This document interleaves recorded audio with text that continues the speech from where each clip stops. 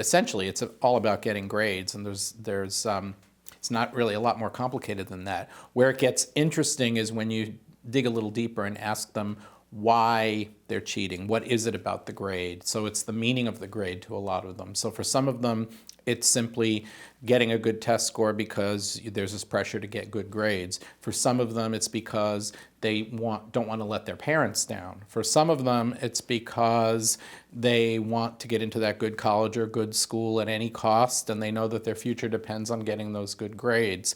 For others, it's for social reasons. We find that there are students who are you wouldn't expect would cheat, who might be in advanced or honors classes, and they're very strongly determined to stay in those classes with their peers. But if they don't get good grades, they'll be switched out of those. So that's another reason to cheat, is for social reasons, to be able to stay with your peer group.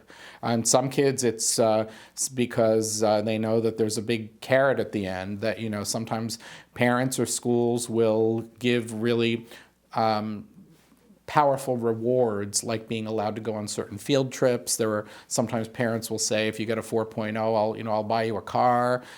So those are all reasons why kids are tempted to cheat. And at the end of the day, they make a decision. It's either a yes or a no. I will or I won't cheat. Those are the things that are going on in their head when they're deciding. So the superficial answer is it's about the grade, but it's really what's behind that.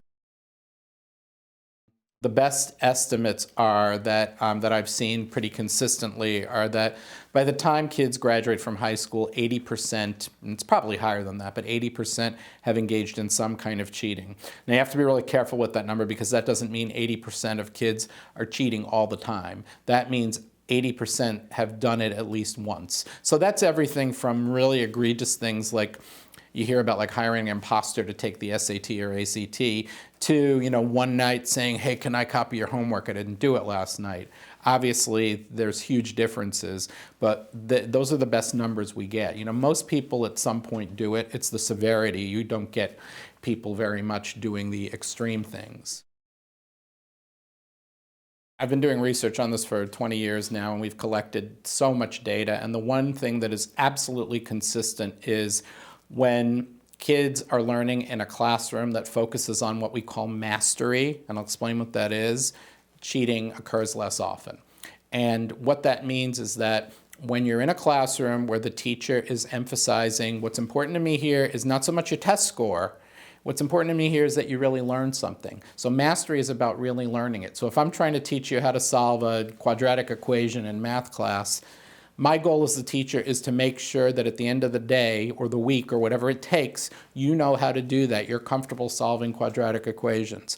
As opposed to, we're going to have a test on Friday, and some of you will be able to do it and some of you can't, and oh well, next week we're moving on to the next unit. When you have teachers that focus on mastery, classrooms that focus on mastery, schools that focus on mastery, cheating is substantially less, and I mean very much substantially less. And if you think about it, it's we have a lot of data supporting this over and over again, but it makes perfect sense, because in a classroom that's focused on mastery, cheating doesn't buy you anything. It doesn't get you anything, because the goal and what you have to prove is that you really know it and understand it. And there are teachers in many of these cases use creative ways of assessing whether students know it. So it's not necessarily just memorizing something for a test where cheating's easy, but something where they really need to demonstrate mastery.